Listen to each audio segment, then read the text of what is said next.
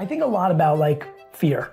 Like you were scared to kiss a girl or a guy. You were scared to ride a bike. I was petrified of swimming. I didn't start swimming until I was 9. Only because my sister started swimming at 6 and I heard like my mom be like, Liz, she's swimming. And I like was playing knock hockey at the pool club and literally ran and jumped in the pool and tried to make pretend I was swimming at the same time as my sister.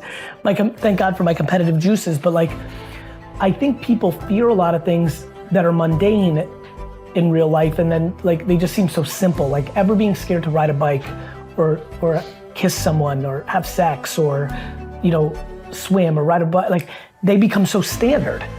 And I think a lot about that lately, first time, last 5 years of the reverse, which is like, you can only start being appreciative or grateful when something bad happens, and we have to find a way to change that.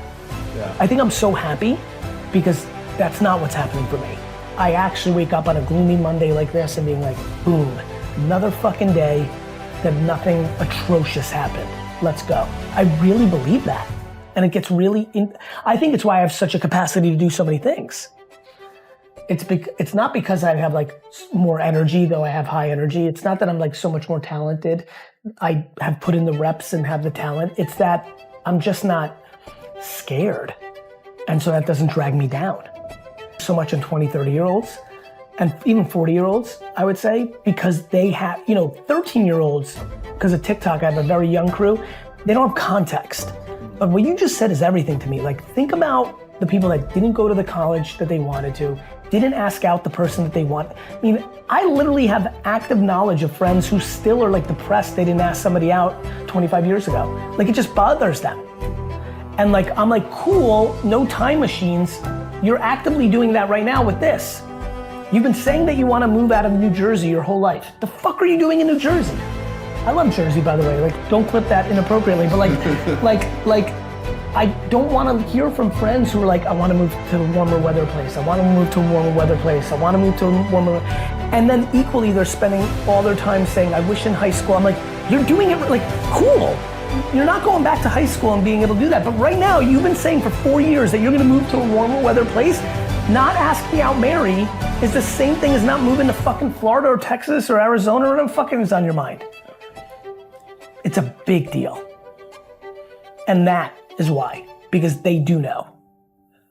You can recall you're 28. You can recall 12 years ago like a piece of cake and be like, fuck, I wish I. Because people don't want rejection. Made fun of, or like looking bad in front of your boys of like, ha. Like, it's funny, I have a friend who's got an 8th grader who asked a girl out and it botched, but not bad. As a matter of fact, I think they just went on a date, so I'm super pumped for him.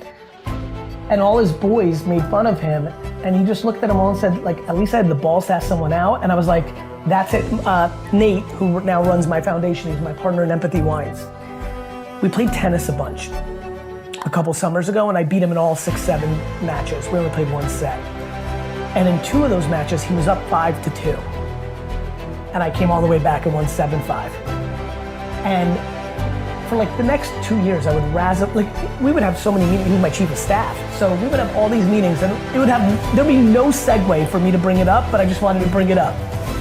And finally, and you know, I'm his guy, like, you know, I'm the boss, like I get why he wouldn't say anything, and I finally grabbed him, I was like, hey, the next time I say this, I want you to look at me and say, what's your handicap? Because he's a scratch golfer. Scratch. Yeah. And it was funny, between me telling you that story and telling you about my friend's son, that's how I think about eliminating the lack of, the fear of the judgment of your rejection. Most people are actually not scared of the girl saying no, they're scared that their boys are gonna make fun of them for the girl saying no.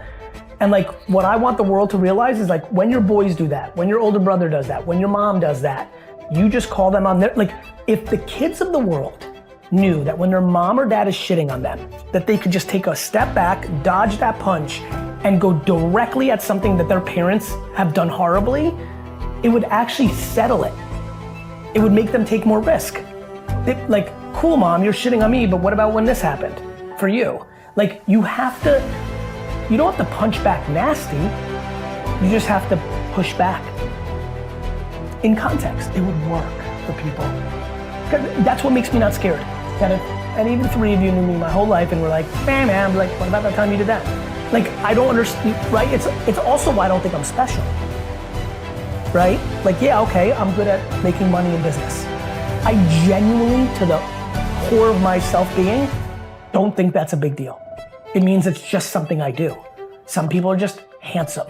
Some people can throw a baseball 100 miles an hour. Some people are just very gracious guidance. Like, everyone's got stuff, everyone's got strengths and weaknesses, and we just have to have that combo. And for you, like, the reason I'm going so hard at this subject matter over this time together is the fact that you're really like starting to do it. I'm just trying to be like harder, more. Because I know I'm self-aware enough to know about myself. That's all I need. It's just a big kick in the ass. And if you actually realize I'll tell you how you're about to go fast. If you don't beat yourself up for the last 20, somebody who's self-aware, what they'll do is be like, it's almost like, cool, you've now acknowledged that, never think or talk about it again. Like, don't spend any energy on it. Yeah, because a lot of people are like, I love watching people make progress who struggle to make progress in whatever we're talking about, then decide when they've got a little taste of things are going well, how quickly they'll let the old behavior seep back in. Oh, I'm looking at you for a reason. That's exactly what I see in you in such a fun way. Like, I'm almost like, knowing you're in the room, I'm almost saying this for you. Like, I see it. And it's cool because it means you're halfway home. You did the new thing, which established this better energy. That's like foreign to begin with. It's like, whoa, I might be changing, evolving. But it's so cliche to then like, be like, yeah, like really I'm this. And like, this was a good moment, or for you, like, oh, when I'm around Gary, it's like that. But it's like, it's not. It's like, you just have to realize this thing is actually dead, but it takes like a few minutes to go into that full place.